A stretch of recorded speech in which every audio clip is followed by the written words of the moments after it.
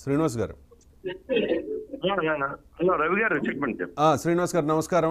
మీరు చాలా బిజీగా ఉన్నారు. వాస్తవానికి లైవ్లోకి వస్తానని చెప్పారు, కానీ మా మినిస్టర్ గారి ప్రోగ్రామ్ ఉండడం వల్ల మిమ్మల్ని ఫోన్ లైన్లోకి తీసుకోవాల్సి వచ్చింది. I can understand. బట్ ఏంటంటే ఎలా జరుగుతున్నాయి ఈ సహాయ కార్యక్రమాలు? సాధారణ స్థితికి ఏమైనా వచ్చిందా ఇప్పటికైనా?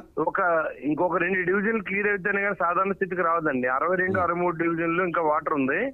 అంతా ఆ వాటర్ అంతా లాగడానికి అన్ని చర్యలు ప్రభుత్వం చేపడుతూ ఉందండి. మున్సిపల్ మంత్రి గారు కూడా ఇక్కడ మాతోనే ఉన్నారు. ఇక్కడ ఐఏఎస్ ఆఫీసర్స్ అని వార్డు ఒకరిని వేశారండి. మాకు ప్రవీణ్ ప్రకాష్ గారిని ఒక ఆయన వేశారు. ఆయన అన్ని డివిజన్లోనూ ఫుడ్ ప్యాకెట్లు అన్ని 5300 అండి. మా డివిజన్ లో 5300 మందికి రైస్, కూరగాయలు, నిత్యావసర వస్తువులు అన్ని పంచుతున్నారు సార్. అంతా బాగానే జరుగుతుంది ఇక్కడ. రైట్ అండి. అందరికీ చేరుతూ ఉన్నాయా? అందరికీ చేరడం లేదు అన్నది పెద్ద విమర్శ ఇక్కడ. అంటే పైన కొంతమందికి ఇచ్చేసి అక్కడ వదిలేసి వెళ్ళిపోతున్నారు. చేసేవాడికి అర్థం అవుతుంది, ఇక్కడ తిరిగితే అర్థం అవుద్ది. 100% అందరికి అందుతున్నాయండి. 100%. ఎవరో ఒకళ్ళిద్దరు ఎవరైనా వాళ్ళ ఏ 5 ఫ్లోర్ లో రాలేకపోతే తప్ప ఉన్న వాళ్ళందరికీ ఇంటింటికి వెళ్ళి మన వాళ్ళు ఇస్తున్నారండి. కానీ సాయం అందించడంలో చేతకానితనం ఉంది అని చెప్పి జగన్మోహన్ రెడ్డి అంటూ ఉన్నారు. జగన్మోహన్ రెడ్డి చేసిన తప్పిదాలన్నీ ప్రజల ఫలితం అనిపిస్తా ఉన్నారండి.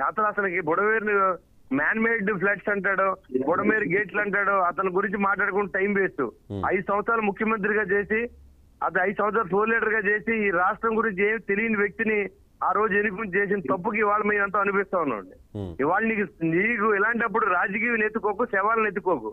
నీకు దమ్ముంటే ఇక్కడ మాతో పాటు సాయం చేయి, మాతో పాటు ఈ కుళ్ళనీళ్ళలో తిరుగు, మాతో పాటు ప్రజల్లో ఉండు, ప్రజలకు సాయం చేయి. రైట్. అండ్ ఇంకొకటి, చాలామంది అంటే మీకు ప్రభుత్వం రాకముందు పవన్ కళ్యాణ్ విమర్శలు చేసిన చాలామంది ఇప్పుడు మళ్ళీ బయటకు వస్తూ ఉన్నారు. ఎస్పెషల్లీ రోజా అంటూ ఉన్నారు ఎక్కడ డిప్యూటీ సీఎం అని చెప్పేసి. మరి డిప్యూటీ సీఎం ఇప్పటి వరకు విజయవాడలో పర్యటించలేదు అనేది రోజా కమెంట్.